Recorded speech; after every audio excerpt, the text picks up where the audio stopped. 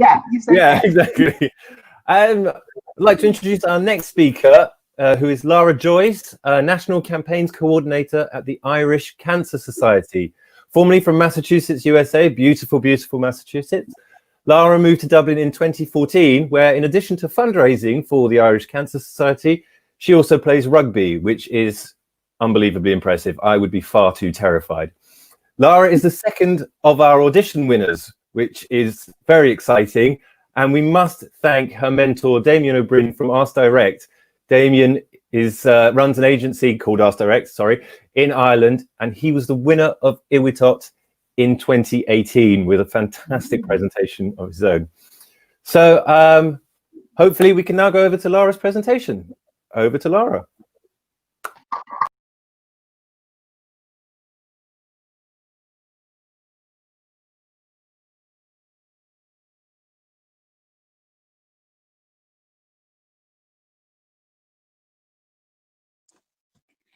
Hello, my name is Lara Joyce, and I am from the Irish Cancer Society, presenting from Dublin today.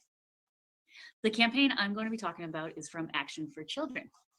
I wish I thought of the Secret Santa campaign because I find it super simple, but also has a huge impact. The campaign started in 2018 when Action for Children launched a digital donor campaign.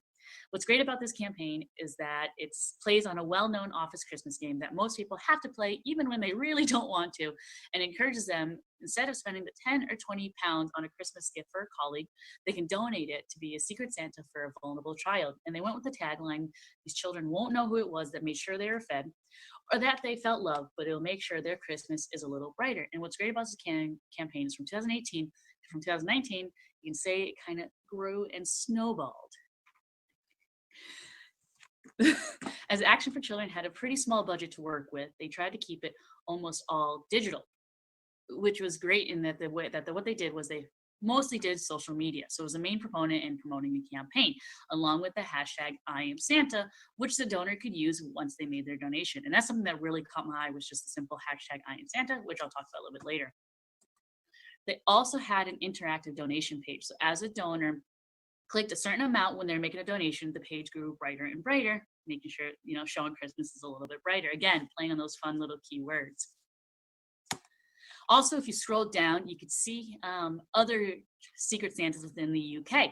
So as you can see here, the latest donation when I took the screenshot was in Shrewsbury in the UK. And then you can see where all the other ones are, where it's getting brighter because of Secret Santas.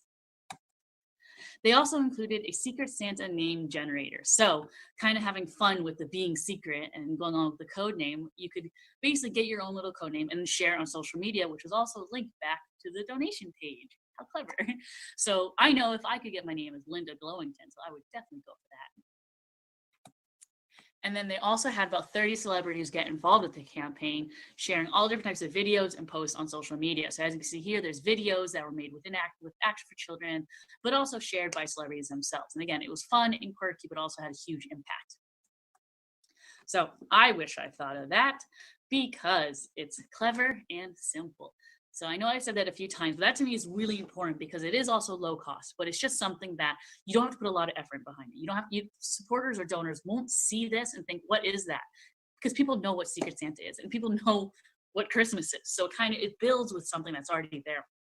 And it plays on a well-known traditional game and it turns into something impactful. And there's also different elements to it. So it's not just bringing joy to a child for Christmas, which is fantastic, but it's also, you can do Secret Santa with the campaign instead of doing it within your work, but then you can also give the gift of being Santa. So that's one thing they also discuss, which you're saying instead, because I know people every year say, oh, don't give me a present, just, my mother-in-law says this, don't give me a present, just donate in my name. And that's great. But what this does now is you can say, oh, I donated for you, you're a Secret Santa. So it kind of gives that little extra element to it, which I really liked. It's also a campaign that is attached to an event that happens every year and stands out in an already busy market. So, sorry, oh no, there we go. Sorry about that. So it's connected to Christmas. Everyone knows what Christmas is. And Action for Children wanted the focus shifted from the sometimes consumerist nature of Christmas and instead to show the larger issues around safety and love and care. So sometimes it can be difficult to spread joy when you're working with a cause that is so sad. And this campaign is great because it gave that twist of spreading a message of joy and hope. So what they're trying to do is show that we want children who are vulnerable to have that support they need around Christmas. but it gives that sense of hope as well. So it's saying that by donating, you are giving, you're making that impact. And that to me is just, that's a huge part of this campaign that I really like. There's also instant appreciation for the donor. So one thing as a fundraiser that I always try to do is make sure the donor is thanked immediately. And that's something the fundraising team I work on are always trying to do. And one thing that this campaign does is it gives that instant gratification, because now they can say, I am Santa. You know, they can share it on Facebook, they can share it on social media, and they get that. That name is that instant gratification along with the follow-up email. It also brings a sense of community and encourages peer-to-peer recruitment. So being part of an online movement is very popular, especially right now. And with this hashtag, it creates that online community and promotes the campaign at no cost to the charity, which to me is fantastic. So when a donor makes that donation, they now can say, I am Santa with the hashtag. They get the name generator, which when you share your Secret Santa name with the fun graphic, it's a link to the donation page, which is fantastic. So it creates that peer-to-peer recruitment aspect to it. So it just encourages each person to keep spreading the donation page, which is, like I said, it's something so simple, but so clever. And there's also the option to grow. So it's attached to an event that occurs every single year. And because without a cost to the charity, Christmas is going to happen. So they get that promotional aspect already. And it's mainly digital right now. So they have that option to build on the campaign within this digital space or introduce other traditional aspects like a mailing. So they leave themselves open to continue growing this campaign outside of just a digital presence, which I really like.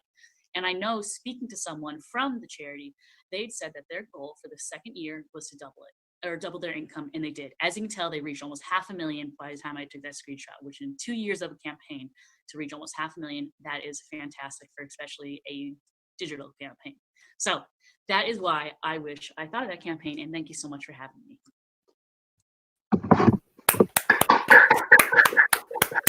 Thank you very much, Lara, and hopefully you're joining us right away. Hi. Hi, Lara. Oh, I see you're rocking the Christmas hat still. I am. That is determination. Yeah. I love it. It lights up, but the batteries are dead, so. Oh, oh, that is a real shame. That's a real shame. So there's gremlins in the jump. So how are you? How's everything in Ireland with the coronavirus outbreak? It's good. It's kind of pretty much how it is around the rest of the world. So everyone's doing really well and staying home and just keeping safe distances and things like that. So everyone's taking great precautions, which is good to see. That is good. That is good. And first question, a little bit of a silly one. How long did it take you to work on that snowball joke? It was something like the moment I was like working on the the actual audition piece for this, since I auditioned for it, I was like, oh, that pun, that is great. And unfortunately in the actual slideshow, because it's a GIF, it kept like resetting. So I may or may not have done the presentation a few times just to get that snowball into it. So I commit to my jokes. That is good. That is good. Yeah, you know, if the joke's worth doing, it's worth doing properly. I'm impressed. I'm impressed. So, quick question from me here is: have you been able to use the aspects that you describe in your presentation in your own fundraising? Actually, yeah. I know one thing is that basically kind of working with sorry. No, just actually the whole virtual aspect of it obviously is one big thing, but kind of really working with social media with it.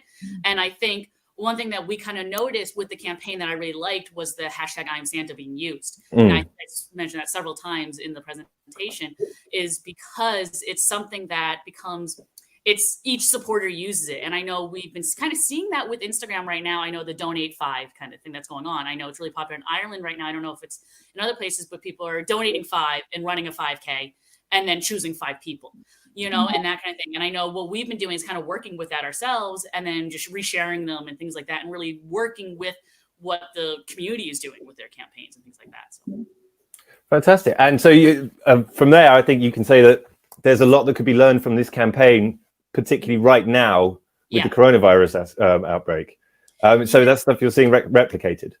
Exactly. Yeah. And I know I've actually I was really excited that I had done this campaign, but I wish I thought of that, because as soon as I was talking with the rest of my team, I was like, this is so relevant.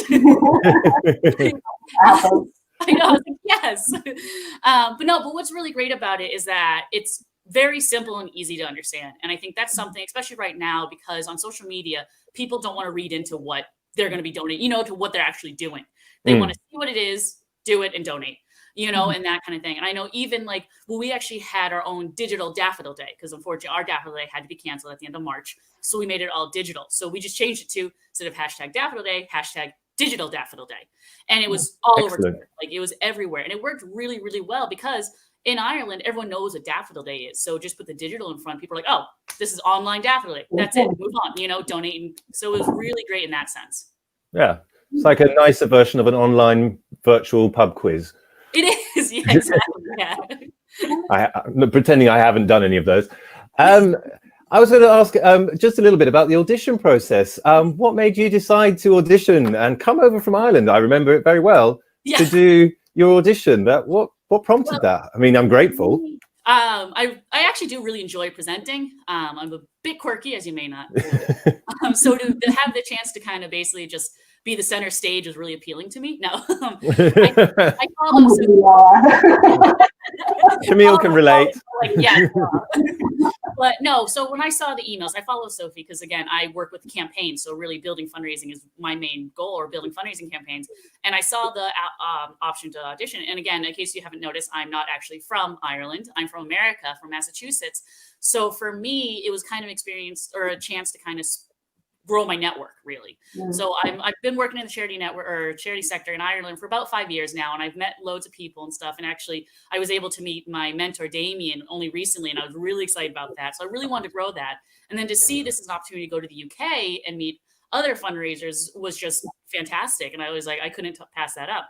So I was talking to my manager, and I said, can I audition for this? Or, you know, can I submit my application for this? She's like, yeah, definitely go for it. We'll support you with everything you need for that, you know? And it was fantastic. Just to get that email back saying that I was selected to audition. I remember I was in the office and I just heard my manager. I was like, I got it, you know, and my colleagues. And I was just like, I'm going to go to London. I'm going to London. And then of course the storm hit and it was the scariest flight of my life landing into London. But it was, other than that though, it was great. And then to actually get the email that week later saying that I was selected was just, especially on the Friday, was just fantastic. And I've been so excited on this entire journey. It's been fantastic. So brilliant. Right now. Yeah, does that chime with you, Camille?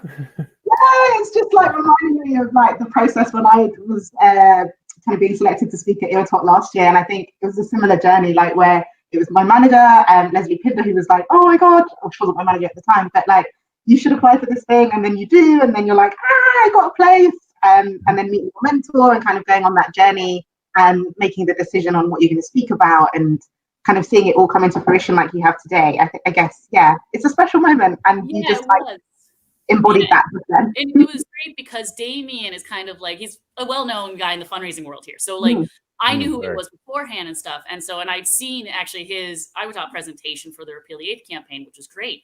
And so when I told, you know, I told my manager and then they told the head of fundraising that I was applying for this. And he immediately was like, get on to Damien, you can talk to him. He's done it already. So he gave me his contact details. So even before the audition, I've been in touch with Damien. So when, after I was selected and then Nikki emailed me basically saying, you know, Damien's gonna be your mentor, I was delighted, like over the moon, and he's been great to work with. And it was, and I do wish it had been a more in-depth process to meet up and have coffee, but ours, we just had great Zoom dates. So yeah, it sounds a bit like X Factor for fundraisers. Yeah, it does. But Damien sadly means that he's probably Louis Walsh. Lauren asked, she says she really likes the social proof of the map that lights up when people donate. Can you think of any other innovative examples like that from a campaign? I'm trying to think. That's a good question. I just know in some sense, I kind of keep going back to maybe like Instagram is a great way to do that, especially if you have a charity, and even just showing, like sharing people's stories, you know, where you're constantly sharing and showing where other people are doing the same thing as you, or even just having on, you know, your webs. I just think like for me, that was like when I was growing, that was something I saw actually last when I was scrolling through their website and I saw the map at the bottom. I was like, oh, what's this? And I was like, oh, this is fantastic. You know, it was just so cool. And I also I really like that they showed how many donations had come in and how many supporters there were. And I think that's something, if you can have some type of graphic like that on your own website, that's great. But if you can't, again, social media is perfect for that, you know, constantly show how many are donating, where the last donation came from, you know, and you can even see like radios do that, you know, they tell where a caller is calling from. So people say, oh, I'm from that area, you know, and so it's great to kind of see, and it builds a higher community because like that one showed the last donations from someone from Shrewsbury. So now someone else donating, say, oh, I'm from right next to there, you know, and it's just like I said, it's really important to build that kind of community if it's not necessarily like map like that, but something to show that the donors are connected in a way as well. One last silly question. Was there any particular reason you chose Shrewsbury as a place to click on, or was it just... Oh, you didn't? No, it was literally, I took a screenshot and there's a Shrewsbury in Massachusetts back home near me, so maybe that was it. We'll say that. That's a great shout out to Shrewsbury if they're going to give me a vote, you know? I don't know. Yeah, hopefully there are fundraisers from Shrewsbury checking in, and they'll be voting for you now. I also knew how to pronounce that, so. Yeah, apparently it's 2 different ways, so I just go with posh person way, and then there's another way of doing it apparently. So. No, basically you're saying there's a wrong and a right, Joe. Posh people definitely aren't always right, as we've learned. Oh, well, Lara, thank you so much. That was wonderful. Thank you guys. I enjoyed doing it. More done.